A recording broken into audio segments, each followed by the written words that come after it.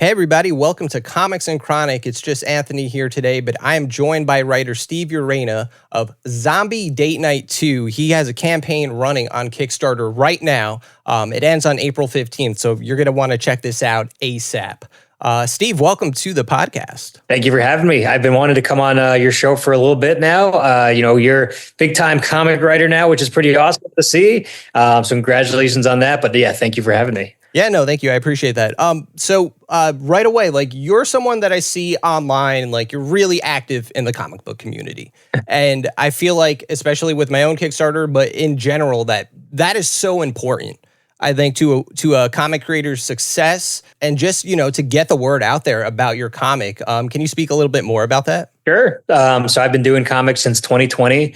And for me, I just always want to have fun. I want my comics to be fun. I want people that read it to have an experience, no matter what, even if you're seeing me at cons and talking to me, whether they buy a comic, don't buy a comic, just like, hey, this is my general vibe. Your vibe attracts your tribe. So if you're having fun, I think people will have fun with you. And I try to do that as much as I can in comics, because comics are fun. Hell yeah. Yeah, no. And it feels like you are having fun, especially with Zombie Date Night. It's refreshing to see another comedy out there. I personally feel like, comedy is kind of missing in comic books. Would you agree with that? Yes, I would agree. I would definitely agree. I feel like, when you think of comedy in comic books, you think like the comic strip stuff, you think like Popeye, you think of, Garfield, things like that it's tough to find comedies, especially horror comedies these days, within comics. And I don't know why that is. I wonder where that goes. I mean, I guess, there's action comics, of course, there's comics with superheroes in it that do have comedy, but I don't know if there's anything that's specifically like, hey, this will make you laugh out loud.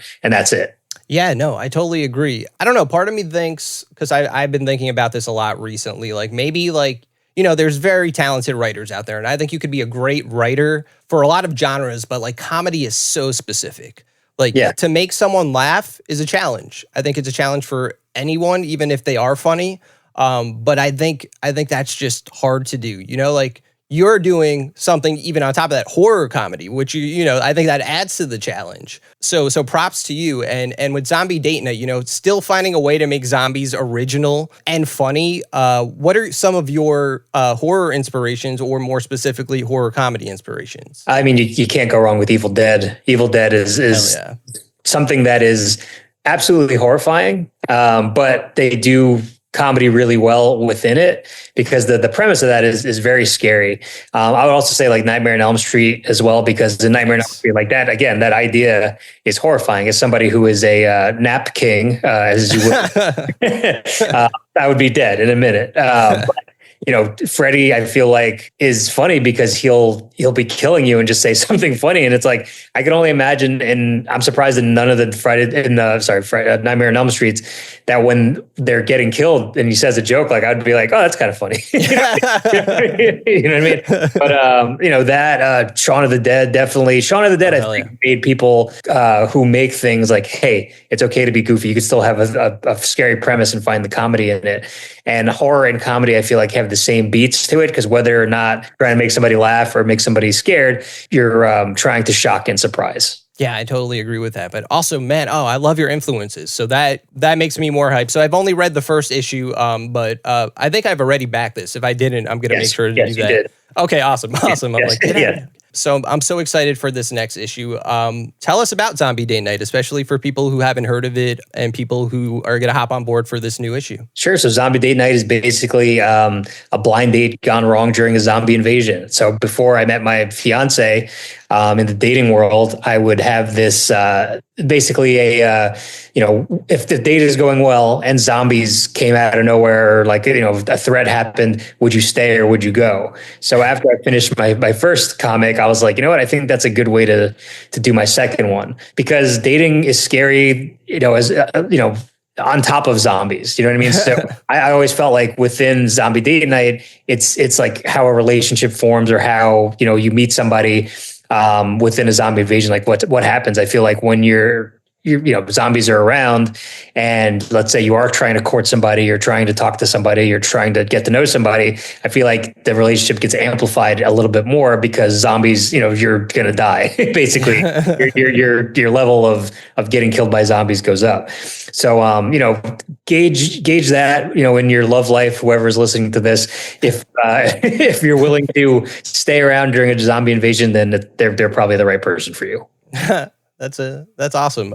Like the story definitely feels grounded, and you get those parts, like the way you just described it, in very real terms, like how a first date could feel, how a blind date could feel. Yeah. And your characters feel real when they talk. And those other movies you name, like Shaun of the Dead, there's a sense of even The Evil Dead, there's a very strong sense of being grounded at the beginning of those films, And it definitely helps for when shit finally hits the fan, and then things get a bit more horror. And your book has all the telltale signs of like great horror comedies. And the biggest one, of course, it's Dawn of the Dead. One of the best zombie movies of all time. Absolutely. In terms of zombie media, is George Romero, is he like the GOAT? Yeah, I mean, he's definitely the grandfather of everything. I would say, you can't talk about zombies without talking about Tom Savini as well, in terms of like makeup and the creation of like what these things look like. I guess you could say Kirkman for The Walking Dead as well.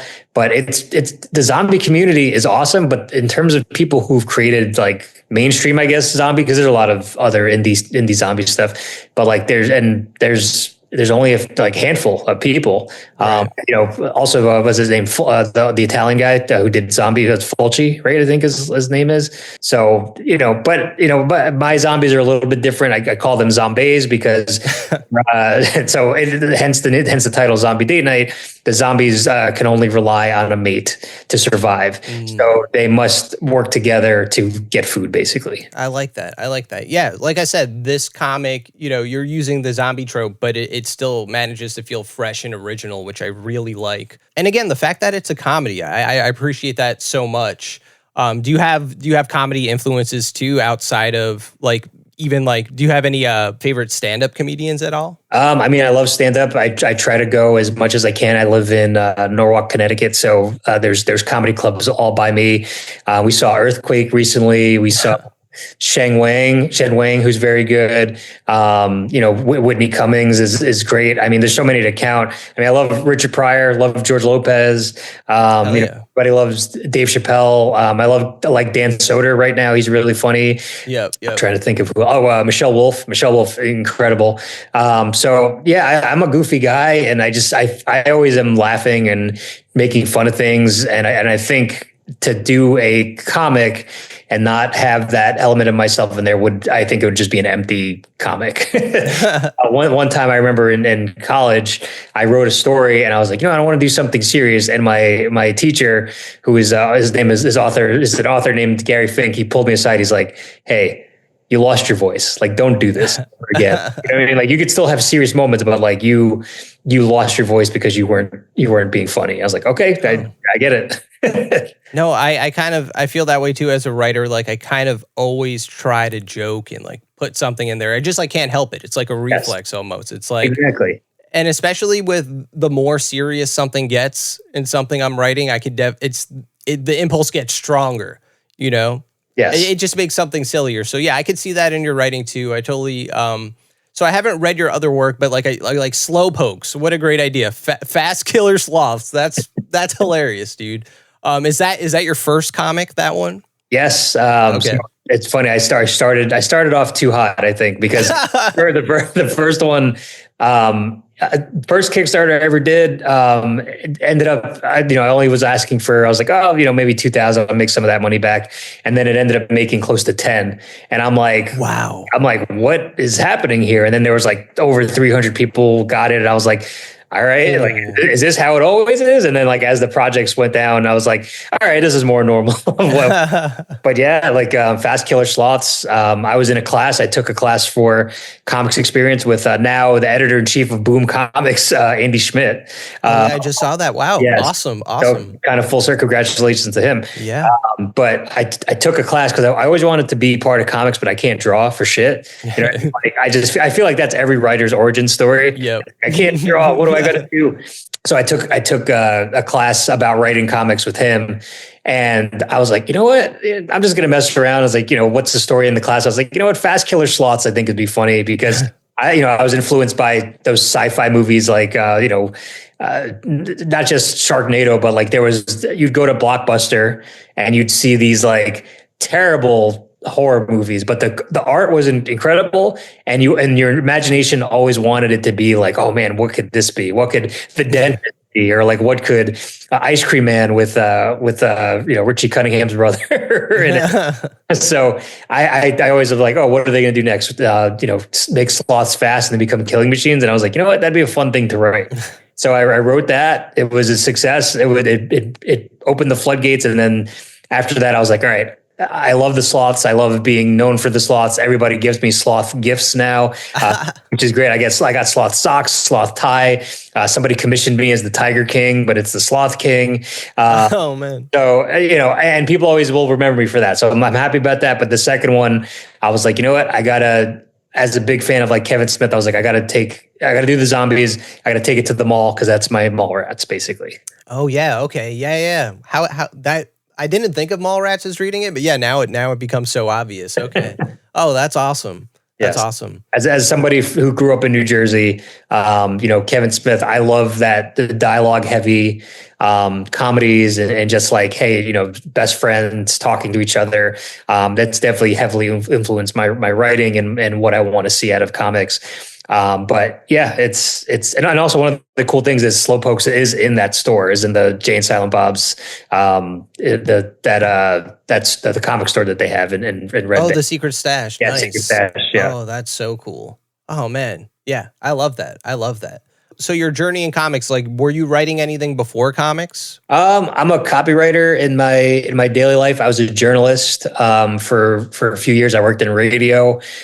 So for me, I've been writing for a long time, and it just kind of was like, you know what? I need an outlet. But like the comic thing, I just fell into it. I just always loved comics, always wanted to be part of it.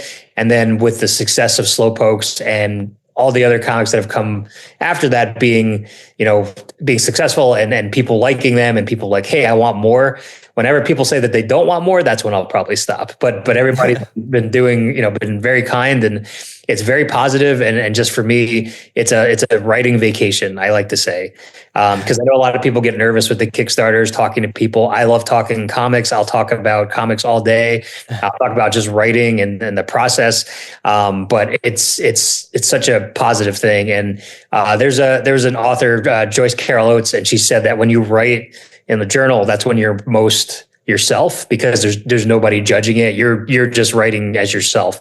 And that's how I feel. That's how I write my comics, where I'm just like, this is for me. And if people like it, great. If people don't like it, that's fine. But as long as they react to it, then that's a positive thing. Oh, I really like that. Yeah, I really like that. And yeah, dude, like just I see you going on all these podcasts, and I see you, like I said before, you're hustling, man. You're online and you're putting Zombie Day Night out there. I saw someone randomly was like, hey, for my Kickstarter before it was fully launching and stuff, like there's a show somebody does where they spin a wheel and they pick someone's Kickstarter, and yours popped up, and really? They were talking about it. Yeah, awesome. Yeah.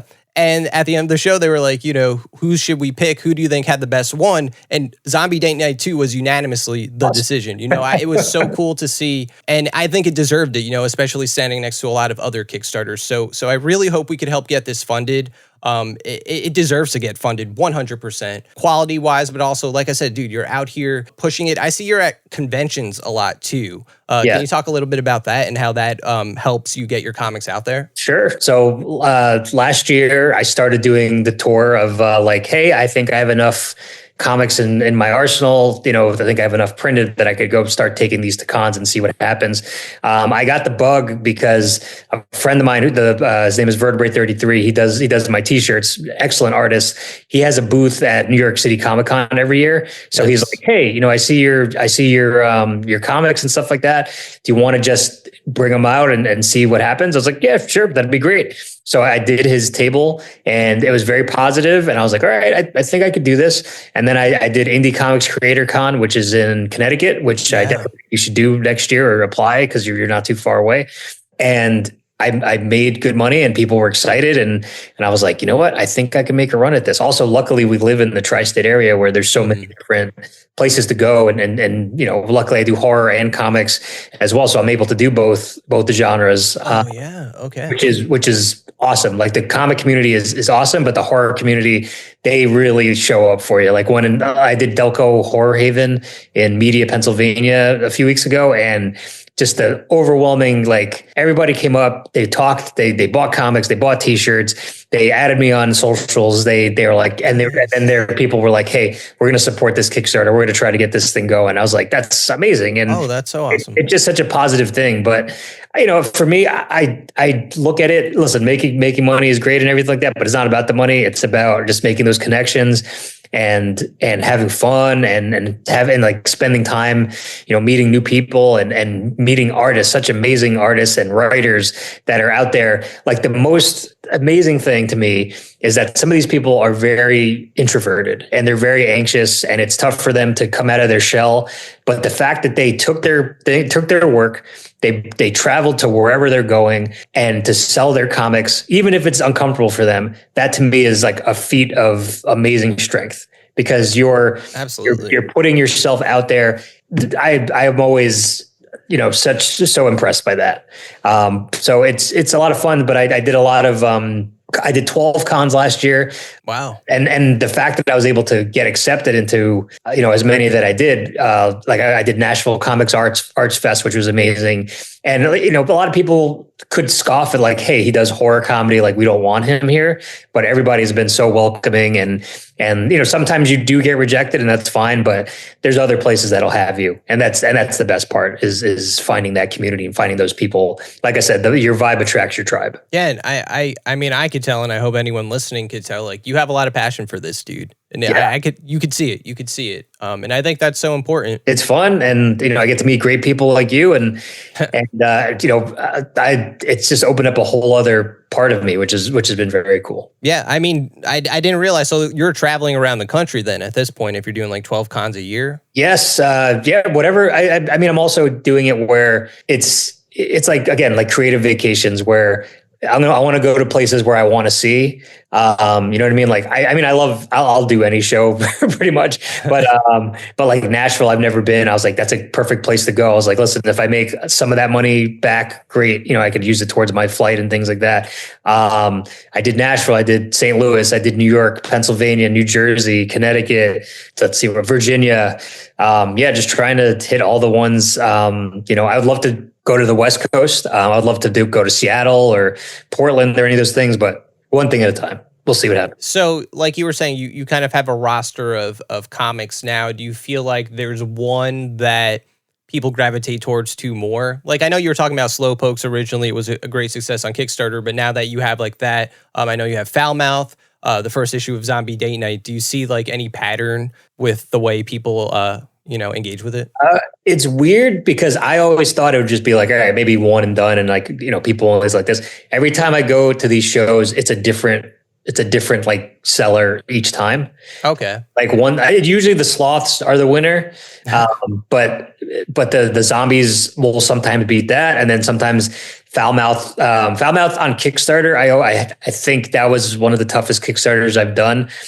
Because at the time, like people don't like to take chance on other superheroes that aren't DC or Marvel, and then some, and the worst kind of people, they don't want to take a chance on like female superheroes, which sucks. Because like I remember seeing that, I was like, or like people were talking about it, I was like, come on, like this is fun. Like, what I mean? Like the characters should be all different, all different things. Yeah. It's such a dumb reason to not, Exactly. But when I talk to people out at the cons, that's where Foulmouth found its audience, because at first I did a small 200 print run because I'm like, all right, this one didn't do that well. But then when I did the cons, it sold out and I had to do another one. Wow. That's awesome to hear. So like part of the reason I'm asking that is because, okay, now you have a few series under your belt. Does that, the way people like buy it or not at a con, does that dictate what you want to work on? Like, does that mean, oh, a lot of people love slow pokes, I'm going to get issue 3 off the ground? Or do you have a thought process like that? I think my thought process in terms of my comics, I just am, listen, I'm creating for myself basically and doing things that I want to see. I always want to finish everything, but I think I view my comics as like movies type of thing, or like movie sequels where issue 1 will get you through, whether you read number 2 or don't, like you're still okay. Okay. You know what I mean? But if you come back for issue 2, you'll pick up on the jokes from the first one and still have a great time reading it. But I think I just follow my muse, which is completely random. Sometimes it's like, oh, like slowpokes. I think it's whatever you get most excited about is where I'll jump into. So like Zombie Date Night, I got super excited because I was like, all right, this is my second comic. What I want to do is like, all right, 32 pager. Okay. Zombies. Okay. Zombies on a date. I was like, okay, that's good. And then, what's the campaign about? Like, what's the theme of the campaign? So it's like, all right, I could do Valentine's. I can do, which I'm doing for this campaign, Valentine's and posters and great art. And luckily for me, I've been able to partner with such great artists as like for Zombie Date Night, Sergey Domenik, and then Jason Thomas, who did my Valentine's, and then Vertebrae 33 who does my t-shirts. And so I'm like, if I suck at writing, worst comes to worst, the art is good enough where I'm okay. No, there is amazing art for this book. Yes. But yeah, it's following where the wind blows and where things go. Zombie Day Night 2, I wasn't even really thinking about. And then my fiance was like, you know what? I want to get back to those characters. What would you do? And then I started thinking, I was like, all right, well, what can they do? And then it kind of poured out. Like there's a book by Stephen King on writing that's very good. I love that book. Definitely recommend it for people who are listening. It's like a dinosaur, like you're a paleontologist. Sometimes you'll get a little bit, sometimes you'll get a whole lot. You'll get the whole skull, or you get the little arm or whatever.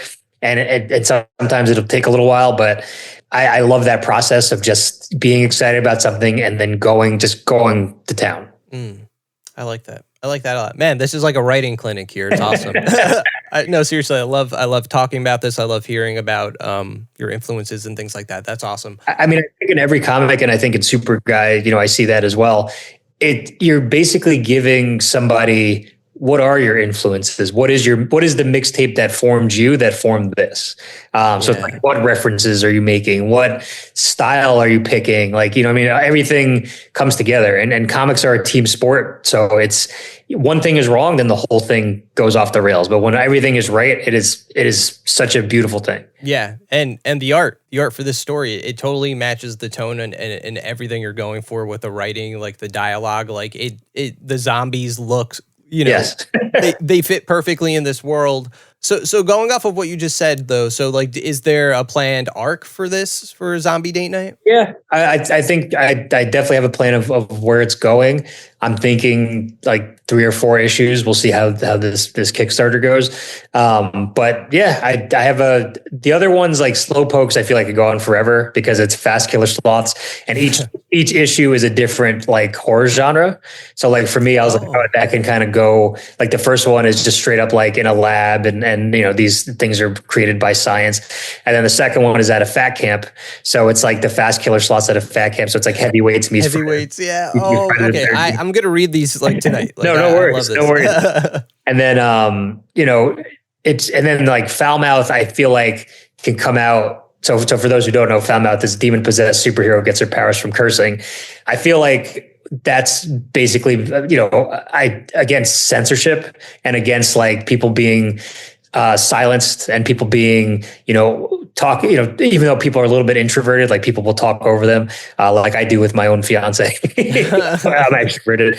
So I feel like that'll come into the mix when things are ready. And then Santa fighting robots, I just feel like I worked on that with a partner. I just feel like whenever the right holiday season, what's even crazier about that is that a lot of the things that we wrote about is starting to come to fruition. Oh man. What is like everything's AI, everything's automated, and like what could happen there, basically like Skynet. But yeah, I have ideas in my head, but I feel like I'm growing as a writer and I'm growing as a person, and I will go back to the well whenever I need to, share something, I guess. Are you okay? This might be a dumb question because so you have a comic about Santa battling robots, and then there's Zombie Mall Santa in Zombie Date Night.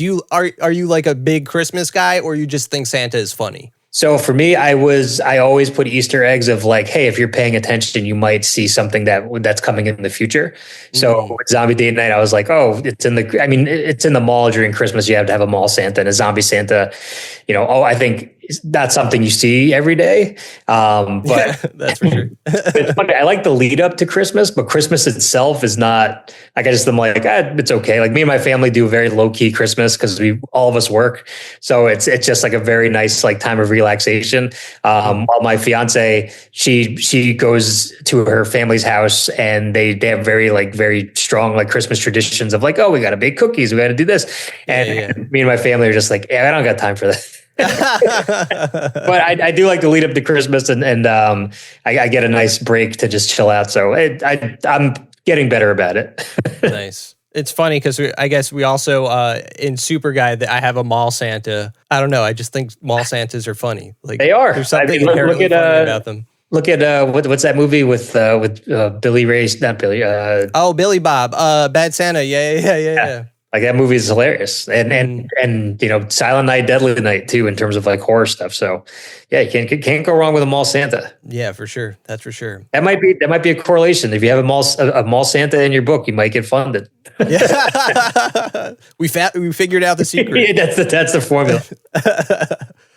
So tell us about the Kickstarter itself, because I like I said, I really want to see this get funded. So what you were talking about Valentine cards before, that's awesome. That's unique.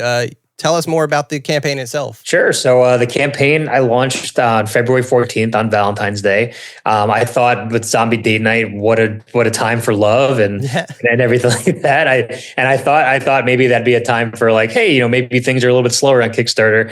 But 300 people are launching a project on Kickstarter. Oh, man, really? So the fact, which is awesome. There's a lot of great stuff on there, but there's a lot to fight for because there's so many good things going on. But right now, I have a Zombie Date Night T-shirt, which is 2 zombies at the movies, which is drawn by Vertebrae 33. I got Valentine's Day cards. I got posters. I got for the highest backing, you can get the poster, the T-shirt, the comic, and I'll even draw you a handmade Valentine. So nice. Yes. So I cannot draw, but it's the thought that counts. So I usually make. Let me see if I can find one here. I do. Hold on. I do got one. Hold on 1 second. So every year, for my fiance and for anybody who wants them, I'll make homemade Valentines. So this one's a volcano, and it says "I lava you."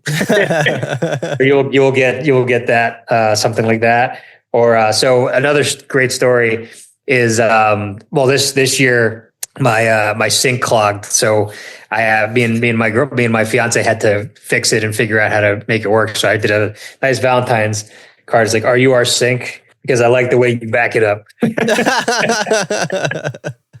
I like that one. Yeah. So yeah, every year. So you'll get one of those. If anybody wants anything specific, I will gladly write something fun, and I'll do a little bit better in the art department of making sure that they're nice and pretty.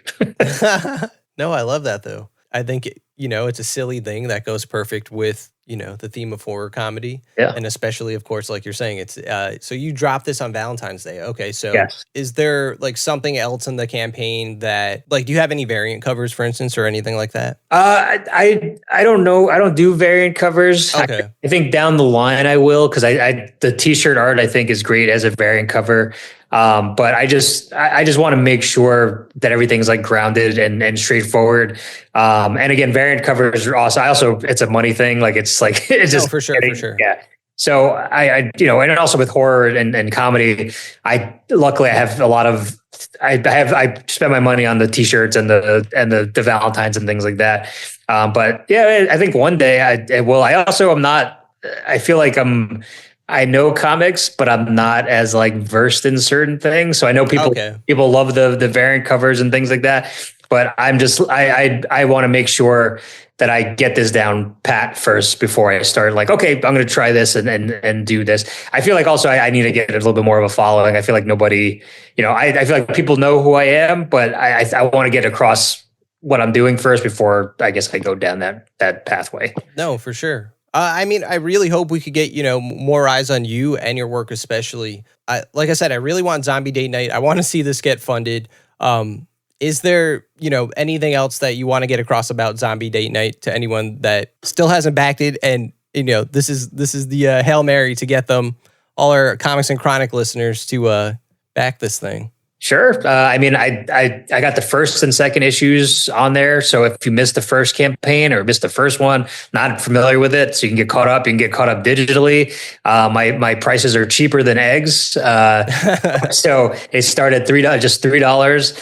If you like shirts, even if you don't like comics, I got shirts, I got Valentines, I got cool art from great artists, whatever, if I'm missing something, if there's something that I need to know about, just hit me up on Instagram or Blue Sky or Twitter at the Steve Urena and let me know what you want and I'll try to get it for you. Nice.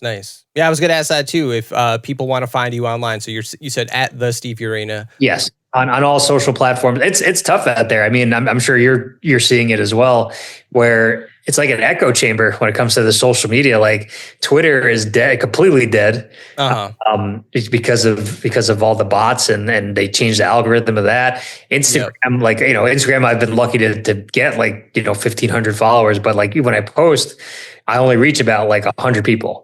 And I don't know why. Instagram is so bad for reaching people. I would agree with that. No, across social media, it's not easy. Trust me, it's not easy. You have to join a million things, and you're like, what's working, what's not. I did a Substack, and that's been cool. I got some backers from TikTok, which I didn't think was possible.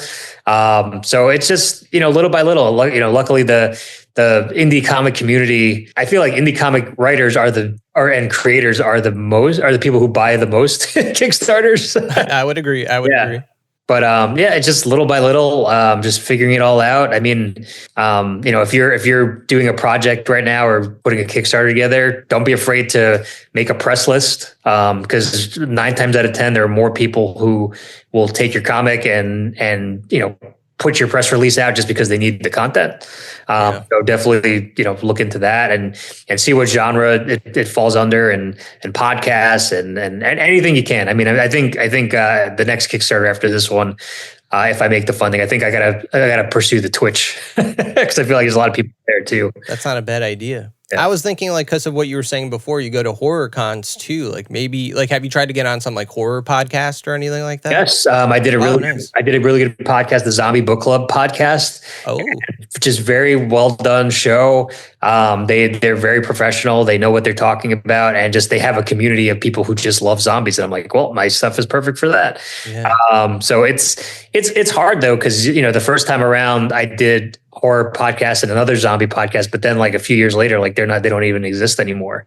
So that's another thing. And I feel like with comic podcasts, there are some that are still there, but a lot of them went the way of the dodo. I don't know what, some, people have lives and they do their own thing, but things change every year and you just got to adapt and figure out what works best for you. Yeah, man. That's why I'm glad to, take the time to do this and get you on. I'm happy to have you on in the future anytime you have another comic out. I mean, we could just talk comics. Talking about me is fine, but what? Yeah, no, for sure. What are you reading right now? Right now, what did I just read? We're actually going to record an episode this week, Sarah by Garth Ennis and Steve Epting. I love Garth Ennis. Garth Ennis is awesome. Yeah, that was really good. That's from TKO.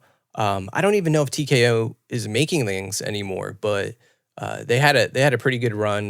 They had a Jeff Lemire book, a lot of books. I mean, that's the hard part about. I mean, for you, I'll ask this for you as well. What is your ultimate goal as a creator? Do you want your IP with a publisher, or do you want to continue to self-publish, or do you want to take it into other things? Like, what's the ultimate goal for you? Damn, that's a good question. You're asking me better questions than I'm asking you, Steve. Come on, what are you're showing me up on my own podcast? No, I think, like at least with Super Guy, like if a publisher, like I would be the first to say I don't think I could see that at Marvel or DC. Like he's just too goofy, and it's just not the vibe of either of them, or maybe even what I was going for. I already have plans to do a Kickstarter for the second issue, Awesome. but I wouldn't say no to a publisher that's like, hey, let's help you publish that. That's a pipe dream, obviously, but I wouldn't be opposed to that at all. This isn't my goal, but I think it definitely lends itself to some sort of animated media, but we're not, absolutely. The artist is not an animator, so that's not something on the table or the agenda. I just think it has legs if, someone liked it that much that they could see it beyond a comic. But really, like, beyond a shadow of a doubt, I want to write more comics. Like, I've been a writer for a lot of different things, like screenwriting. I wrote for WWE for a little bit. I've done stand-up comedy, sketch comedy, like just random things. But like, script writing is what I love to do, right? So like, if that does mean comics, then hell yeah. But I also just like, making, media in general. I would hate to say content because I just don't want to call it that. but like anything for like comedy, especially, like I used to make sketch comedy on YouTube all the time. I've performed it live a couple of times. I just love, making people laugh. So like in comics, I think it's and as a writer, I would say, and like you were saying before, like it's like we can't draw, so like I guess we had to become writers. Yes. But by being writers, like a lot of times, I'm sure you have scripts that you've written, maybe that, or definitely never got made or never saw the light of day because you just wrote it for yourself, or just things like that, where like you never see a physical version of it, or it's never tangible. Like it's just maybe just words, and that's all it ever will be. And I think with comic books, it's so cool to see words become comics, and like artists like make it come to life. So I don't know, that was a long-winded way of saying, like, at the end of the day, like I want to keep writing more Super Guy stories. I want to write stories that aren't comedy too, but like if that's my niche, if like your professor said to you, like, this isn't your voice if you're not, being funny, which I don't know if that's amazing advice. I don't know if that's amazing advice either. The worst advice, and it's funny too, and I hope you don't listen to this advice. Somebody, and I'll tell you offline, somebody that's a very big comic creator, I took a class with them, and I asked them, I was like, hey, I do horror comedy comics, and like the first one was good, but I'm trying to do this thing, this foul mouth, superhero thing.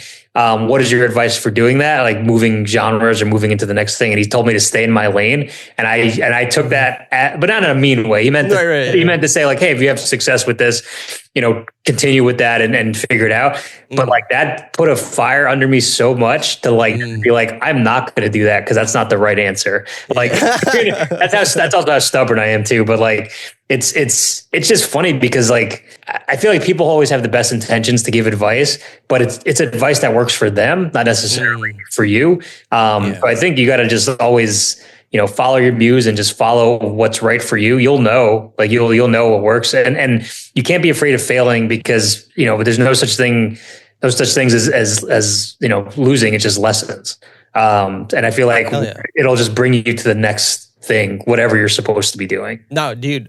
So many times I'm just like agreeing with you, but like I promise you, like when you're saying vibe attract your tribe, like I'm on the same exact page, dude. Like I failed plenty of times with my writing. Some might say like I failed my way into comics. I don't want that to sound any way like this is like a last resort or anything like that. But failure also, it's what you make of the failure. And same thing with success. Like, hey, I sold. If at your next Brooklyn Independent comic show that you're going to do, it's like, hey, if I sell one comic, that's a success to me. Right. It's whatever you're gauging the success to be. You know what I mean? Like if you put if you like, hey, I want to sell 1 million things, it's like, okay, that's fine. But like, that's such an impossible goal. It's like, why don't you just little goals and figuring it out? And that's how you create your zen and your happiness. Yeah. And I think, a lot of people would agree, like you don't get into comics to make money, that's not really the goal. And it's probably going to be really hard for you if that's your goal, like, And honestly, I don't really see success as making money. Like, I just want people to read the comic at the end of the day. Like, same. My goal is just whatever money I make from any of these, from any comic sale or anything I do in comics, is to just go to the next project. That's simple as that. If you can help fund my ability to create, then I'm going to keep creating for you, keep entertaining, keep making things that hopefully people want. And that's what I'm doing. Cause like, listen, I love all comics. And if a comic publisher went to me and was like, hey, we like this, would you want to write for us? I wouldn't take my IP. I would write, if they wanted me to write their IP, I think that'd be a challenge. That'd be kind of cool. But at the end of the day, I don't care. My comics have been in stores. I'm doing Comic Cons. I've done it already. So I don't know. Yeah. I don't know what else I can do. You know what I mean? I love having that choice to make, where it's like I can do what I want to do and not worry about anybody else. Oh, that's such a great attitude to have, like in any creative field. But like, yeah, in your philosophy when it comes to this, man. I really dig it. And I think the art becomes better too, because there's less anxiety of like, oh, it has to be, let's say, Spider-Man or something like that. It's like, oh, it has to be Spider-Man. And, Spider-Man fans have to like it, like, that, this, that, and this. So rather than like, hey, here's this new IP. If you like it, great. If you don't, it'll find its people at some point. Yeah. I mean, I'm not going to lie. I would love, like, Spider-Man is my dream writing gig, for any IP character, without a doubt. Same. So if you were writing a Spider-Man, what would you do? Like, what would be your either your issue, your storyline that you would try to do? I mean, my hook, and I feel like I'm not the only person to say this, and I think Ultimate Spider-Man is leaning more towards this anyway, but like, for me, I'm tired of seeing Spider-Man as like the universal savior hero, like world-ending disaster. Like, Spider-Verse is cool, do not get me wrong. I fucking love Spider-Verse, like that's not what I'm saying here. I just think like the Amazing Spider-Man needs to be a bit more friendly neighborhood again. Like, a lot of people will have very strong opinions about Spider-Man, and to each his own. Like, this is not a matter of or him and Mary Jane together. That's not where my focus would be anyway. Like, it's more like for instance, I am a born and bred New Yorker.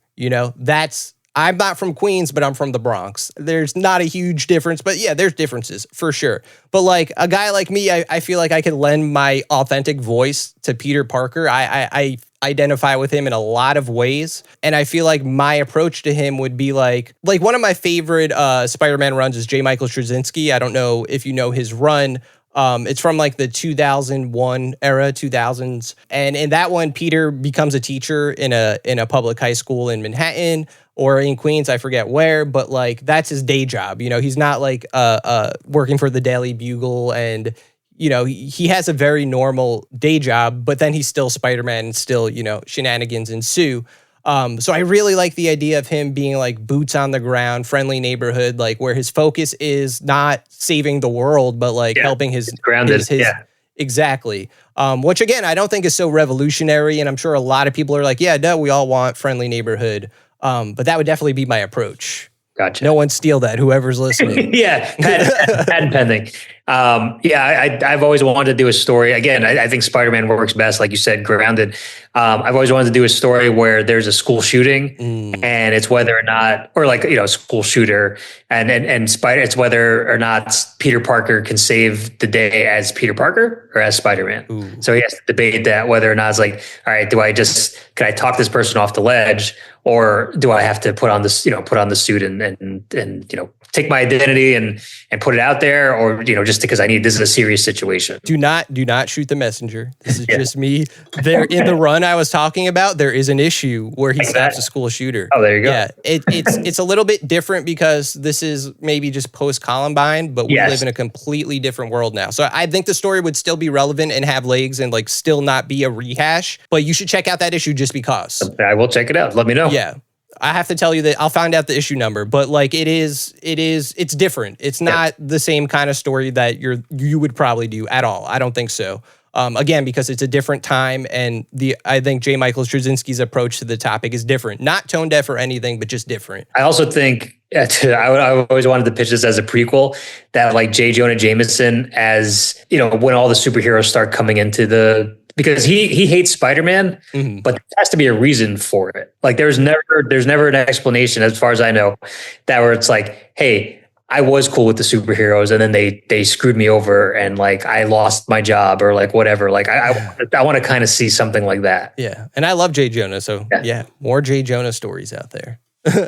No, that's awesome. So before we go, what are you reading? Because you asked me, but I do want to know, like, what do you? I mean, I'm always trying to do Marvel Unlimited and DC. You know, I go back. One of my favorite superheroes is Green Lantern. That's kind of where Foulmouth comes from, because she can animate things that are curse words. But it's like Green Lantern and kind of Venom mixed together. But I also love Hoopla. Which is if you have a library card, you can get free comics basically on there. And so let's see, Beneath the Trees Where Nobody Sees is excellent. Oh, amazing. That's one of my favorite, horror comics from recent, I guess from the past year. I liked Ice Cream Man. Love Ice Cream Man. That's such a great comic. I think that's one I would love to pitch for, because I feel like I'm wacky enough to do something like that, and because it's pretty open-ended. Yeah, like kind of Twilight Zone-esque. Yeah, I love that series. Yeah. Sex Criminals, which has been great, by Matt Fraction. That was really good. I love this comic. This is kind of by Caroline Cash, Pee Pee Poo Poo. It's a biographical comic, and it's about her life, living in Philadelphia. And it's just, every issue is just a different story from her life, and it's just very well done, and the art is cool. It's Lonely at the Center of the Earth by Zoe Thorogood was really good. She's really cool. And then in Search and Destroy, I really loved as well. I don't know if you've read that. Search and Destroy? No. Yes, it's like an anime type of comic. The first volume is on Hoopla. That was really good. And then those are so far all bangers. Yeah, I love that comics are so open. Like there's if you want a story for a specific thing, there's a million things to look at. And growing up, I was a big Wizard kid. I'm sure you might have been as well. Oh yeah. And when I first started learning about Stray Bullets and like Astro City, and I was like, what is this? I was like, this is such a different thing than what I'm used to seeing. And that opened my world up. And then like Preacher came along, and just I love it. I hope my body of work, when all is said and done, when I'm on my deathbed, it's like, this is such random stuff, but it all makes sense. I think it's really cool to hear that a lot of your influences in the comics you like aren't necessarily what you're specifically writing. Oh, if you had told me when I was a kid that comics I wrote are the comics that I made, I would have never believed you. Never believed Fast Killer Sloths or zombies, or I didn't think I wouldn't have thought that I would be a horror guy at all. It just again, it attributed to following your muse, where regardless of what the story is or your niche or what you like, what you don't like, you gotta see it through. You gotta go down the rabbit hole and make it happen. And I think that's the best thing you can do as a creator. We can't end the episode better than that. So Steve, thank you so much for coming by. Once again, everybody listening, Zombie Date Night 2 is out now. Kickstarter ends on April 15th, so there's a limited time for when this episode is out to go check that out and help get it funded. Steve, any last words? Thank you for having me. Thank you for anybody that backed my comic or backed my comics, or even if you can't back right now because the way the world is going right now, just spreading the word. I appreciate that, and hopefully we can make this thing happen. But we'll see. We're close. I'm at I think $3,051, so not far away. But every little bit helps, even if it's just $1. I'll take it, and I appreciate it, and I will use this money to make the next project. Hell yeah! All right, Steve. Thanks for coming. Thank you. This has been another episode of Comics and Chronic. You could follow us on Apple Podcasts and Spotify, and you could rate us there. 5-star rating. We always ask for that. 5-star. We have Patreon, $5 a month. You could become a patron. We always have exclusive episodes, smoke sessions, our 420 smoke sessions coming up. So that's going to be a good time. Keep backing Kickstarters, guys. That's right. Indie comics are the lifeblood of comics, I think. And it's not just because we're talking to an indie comics creator. It's not because I'm slowly morphing into one. I think there's really good stuff out there. I don't think you're going to find Zombie Date Night 2 on any other publisher, something like that. I think it's unique. I think the only place you're going to find it is from an indie comic creator like Steve. So go out there and support it. Keep listening to Comics and Chronic, and Take it easy. Hi, you're listening to Comics and Chronic, and I'm Jake FH. I'm Cody Cannon. And I'm Anthony Iannaccio. And you can tune in every Thursday to hear new episodes of Comics and Chronic. And make sure to follow us on Instagram and Twitter at Comics and Chronic. That's Comics, the letter N, Chronic. We'll see you guys next week. Woo! Peace.